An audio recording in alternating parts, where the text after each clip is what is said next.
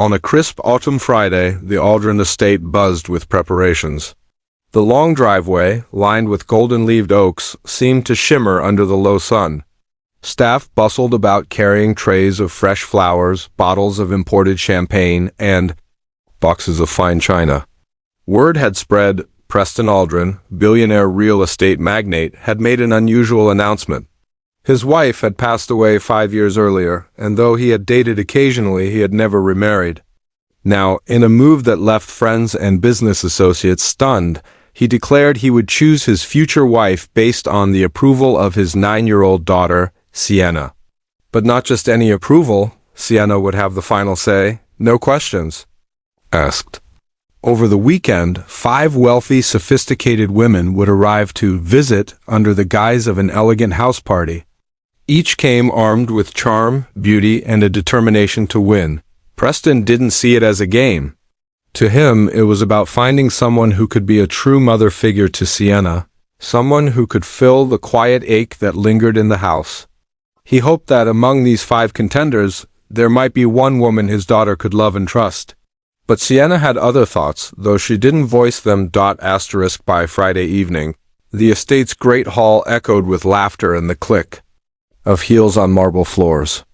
The guests were introduced: Victoria, a poised art gallery owner with diamond earrings that caught every glint of light; Evelyn, a polished CEO whose confidence filled the room; Marissa, a glamorous former model with an aura of old Hollywood; Felicity, an heiress known for her philanthropic galas; and Genevieve, a European socialite with impeccable manners. They each brought gifts for Sienna: delicate gold bracelets, designer dresses, a miniature pony figurine crafted in crystal. The little girl accepted them politely but without enthusiasm. The one person who seemed to capture her attention was Lorraine Baptiste, the Aldrin housekeeper. Lorraine wasn't part of the event. She wore her usual navy uniform, her hair tied back neatly, her expression calm and kind. She had worked for the family since Sienna was a toddler, quietly keeping the household running.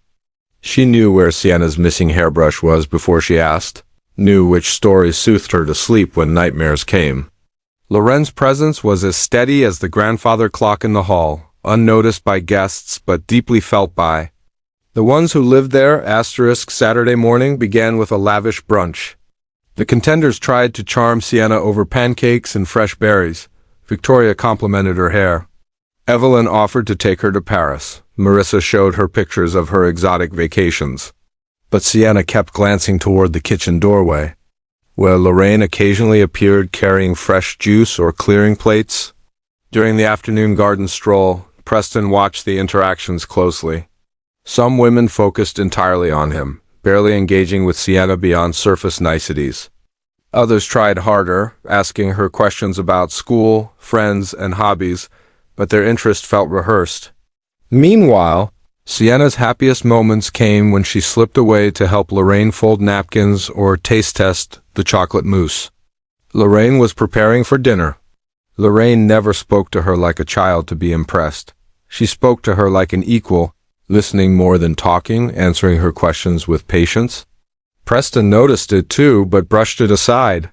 He was here to let Sienna decide, not to influence her. Still, part of him wondered why his daughter's eyes lit up more for the housekeeper than for women offering a lifetime of luxury. That evening, the group gathered in the formal dining room, a space as grand as it was intimidating. A chandelier dripped with crystals overhead, casting warm light on polished silver and delicate bone china. Preston opened the floor for a casual conversation. The contenders subtly tried to outshine each other, weaving in stories of their accomplishments and charm. But the energy shifted when Sienna, without warning, stood up. She was small, her soft brown curls framing her serious face, but her voice carried through the room. "Daddy," she said, "I know who I want my new mom to be." The table fell silent. Preston leaned forward, his heart quickening. "You do?" he asked. Sienna nodded. "Yes, I want it to be Lorraine." Gasps rippled around the table. Lorraine, who had been standing quietly in the corner, froze mid-step, a tray of water glasses in her hands. The contenders looked at each other, expressions flickering from shock to disbelief. Victoria let out a small, incredulous laugh. Evelyn's lips tightened. Marissa leaned back in her chair, her eyes narrowing slightly. Preston blinked, caught between surprise and a rush of emotion he couldn't quite name. Sweetheart, Loren's not. She's not here as part of, but Sienna cut him off. I don't care. She's the one who's always been here for me. She knows me. She listens. She makes me feel safe. Isn't that what a mom's supposed to do? Asterisk Loren's hands trembled slightly as she set down the tray. Mr. Aldrin, she began, but her voice faltered. Preston looked at her, really looked, as if seeing her for the first time beyond the uniform and the quiet efficiency. The room felt heavy with tension. One of the contenders, Genevieve, muttered something under her breath about unrealistic sentiment. But in Sienna's eyes was something unshakable, the certainty of a child who knew her own heart. Preston realized this wasn't about social status, pedigree, or wealth. It was about trust, consistency, and love, the things his daughter needed most. Asterisk the rest of the dinner was strained. Some guests withdrew into polite silence, while others tried to recover their composure. Lorraine excused herself to the kitchen, her heart pounding. She hadn't expected this, hadn't imagined being thrust into the center of such a choice.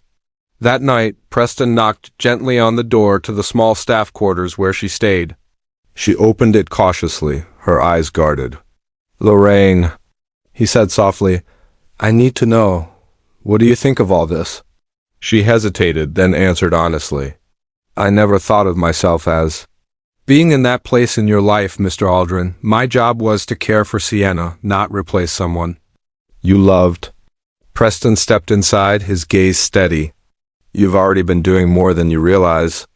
And maybe it's time I stop thinking about what looks right to the world and start thinking about what feels right for my family. Asterisk by Sunday morning. The 5 women departed with varying degrees of disappointment and dignity. The story, however, was far from over. A week later, photos leaked. Preston and Lorraine walking Sienna to school, his hand resting protectively at Loren's back. Society circles erupted in gossip. Some called it romantic and heartwarming, others saw it as scandalous. Online debates flared. Was this true love found in the unlikeliest place, or a man crossing boundaries with an employee? Through it all, the Aldrin estate remained a haven of calm. For Sienna, nothing had changed except that the person she trusted most was no longer just a caretaker.